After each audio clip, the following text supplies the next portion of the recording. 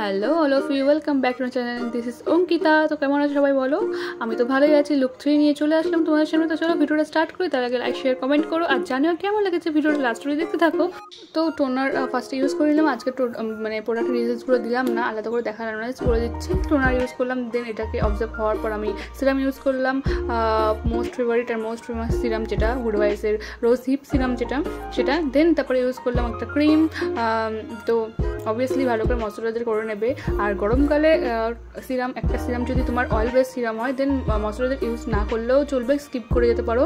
কারণ গরমকালে এমনি সোয়েটিং হয়, অয়েল বেরায় অনেকের, তো সেই কারণে তবু আমি জাস্ট ইউজ করলাম। বাট আমি যদি কোনো রকম পুজোর সময় সত্যি এত ভালো করে মেকআপ করে বেরোই, আমি তো স্কিপ করারই চেষ্টা করবো যদি আমার খুব গরম পড়ে সেই সময়। আর ওয়েদার যদি এরকম ভালো থাকে তাহলে তো ওকে। তো যাই হোক, আইব্রোটা করে নিলাম। দেন ইউজ করলাম যে সুইস বিউটির এই শিমারটা, যেটা একটা প্রাইমারেরও কাজ করে, তার সাথে সাথে মুখটাকে হেভি সুন্দর হাইলাইট করে তোলে ন্যাচারালিভাবে। তো দেখতে পাচ্ছ সুন্দর একটা গ্লো দিচ্ছে আমার মুখে। তারপরেও আমি আবার একটা প্রাইমার ইউজ করলাম।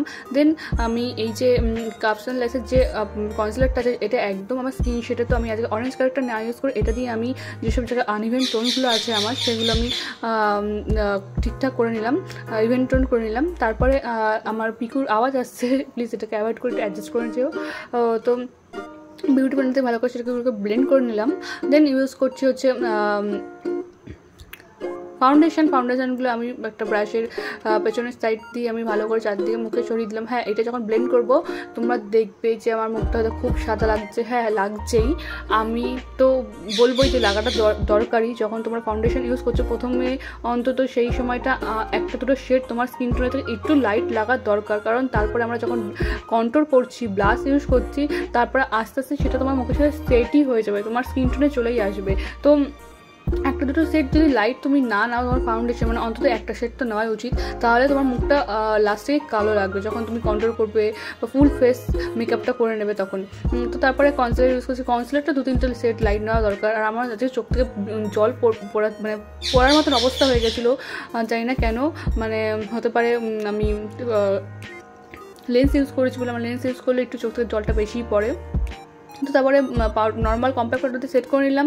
তারপরে ইউজ করছি লুজ পাউডার, যের জন্য আমি কোনো রকম ফল আউট যেন না হয় তার জন্য। আর তাছাড়াও আমার নাকের মানে নিচে মানে ওখানে বিশাল ঘাম হয়, তো সেই কারণে যাতে ঘামটা হলেও পাউডারটা যেন অবজার্ভ করে নিতে পারে সেই কারণে।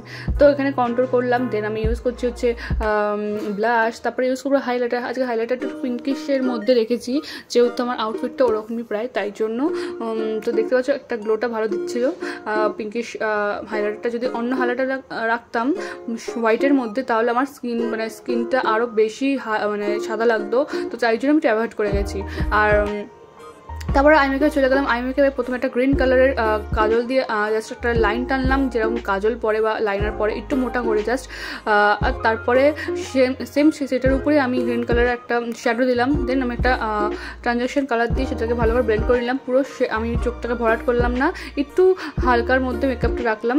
আর চোখে তারপরে আমি একদম করে নিলাম কাজলটা একদম জাস্ট পাতলা করে ওয়াটার লাইনে দিলাম। দেন সেটাকে ভালো করে ব্লেন্ড করে নিলাম সেই গ্রিন কালার কাজলটা দিয়েই।